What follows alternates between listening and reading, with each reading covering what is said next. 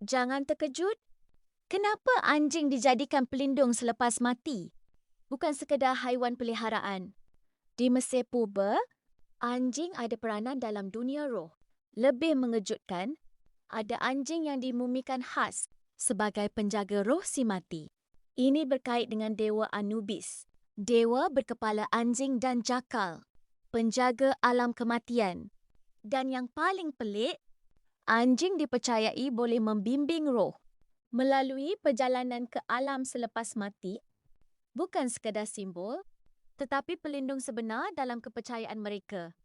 Sebab itu, ada mumia anjing diletakkan bersama manusia sebagai teman dan penjaga.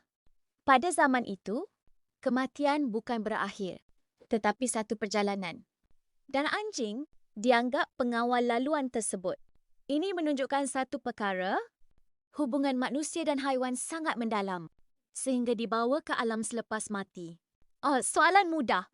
Anjing mumia dikaitkan dengan dewa siapa? Komen jawapan anda. Subscribe untuk fakta menarik setiap hari. Ini bukan sekadar raja. Kenapa Firaun dianggap Tuhan? Bukan simbol semata-mata. Di Mesir Purba, Firaun dipercayai sebagai Tuhan hidup. Lebih mengejutkan, mereka dianggap perantara antara manusia dan dewa. Malah ada yang dianggap jelmaan dewa Horus di bumi. Ini bukan propaganda biasa. Ia kepercayaan sebenar rakyat. Setiap arahan Firaun dianggap kehendak. Dan yang paling pelik, Firaun bukan hanya berkuasa ketika hidup. Selepas mati, mereka dipercayai menjadi dewa sepenuhnya.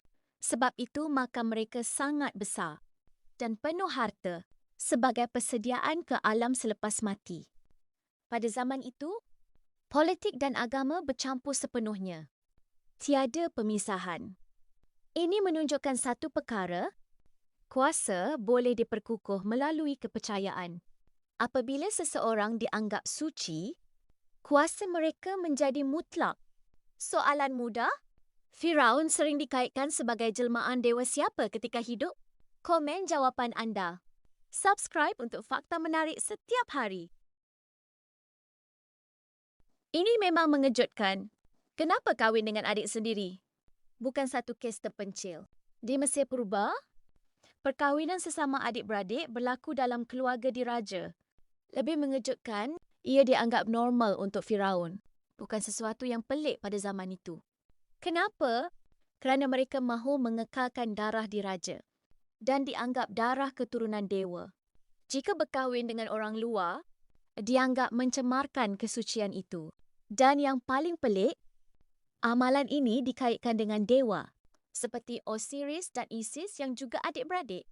Jadi Firaun meniru contoh dewa untuk menguatkan legitimasi mereka. Pada zaman itu, kuasa, agama dan keturunan sangat berkait. Apa sahaja demi mengekalkan takhta. Ini menunjukkan satu perkara, apa yang kita anggap salah hari ini, boleh jadi norma dalam budaya lain dahulu. Soalan mudah. Kenapa Firaun berkahwin dengan adik sendiri? Komen jawapan anda. Subscribe untuk fakta menarik setiap hari. Ini bukan lawak. Kenapa wanita pakai janggut? Bukan sekadar fashion pelik. Di Mesir Purba, ada Firaun wanita yang memerintah. Lebih mengejutkan, mereka memakai janggut palsu seperti Firaun lelaki. Ini bukan untuk gaya semata-mata. Janggut itu simbol kuasa dan ketuhanan. Biasanya hanya dipakai oleh Firaun lelaki.